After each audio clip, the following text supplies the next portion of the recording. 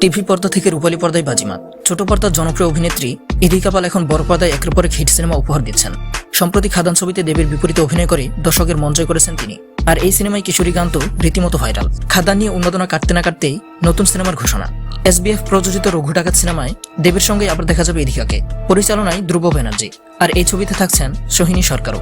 তবে কে কোন চরিত্রে সেটি এখনো রহস্য। বাংলাদেশের সুপারস্টার শাকিব খানের সঙ্গে প্রিয়তমা সিনেমায় অভিষেক ঘটে ইদিকার। সুপারহিট এই সিনেমা তাকে পৌঁছে দেয় নতুন উচ্চতায়। এরপর বাংলাদেশ ও পশ্চিমবঙ্গ দুই বাংলার প্রযোজকেরা তাকে নিয়ে আগ্রহী হয়ে ওঠেন। বাংলাদেশের মেহেদী হাসান হৃদয় পরিচালিত বরবাদ সিনেমাতেও আবার শাকিব খানের বিপরীতে অভিনয় করছেন ইদিকা। সম্প্রতি মুম্বাইয়ে ছবির শুটিং হয়েছে, তবে কিছু দৃশ্য এখনো বাকি। ঈদ উল ফিতরে মুক্তি পাওয়ার কথা রয়েছে এই সিনেমার। টিভি সিরিয়াল রিমলি দিয়ে যাত্রা শুরু, তারপর পিলু ধারাবাহিকে সাবলীল অভিনয়। কিন্তু পিলু শেষ হওয়ার পর আর ছোট পর্দায় দেখা যায়নি ইদিকাকে। তখন তিনি পুরোপুরি বড় পর্দার নায়িকা। এদিকে বাংলাদেশের সুপারস্টার শাকিব খান, অন্যদিকে ঢালিউডের জনপ্রিয় নায়ক দেব।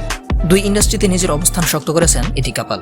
সামনে তার ঝুলিতে আছে আরো বড় প্রজেক্ট। বাংলা সিনেমার পর্দায় এই নতুন মুখকে নিয়ে দর্শকের উত্তেজনা তুঙ্গে।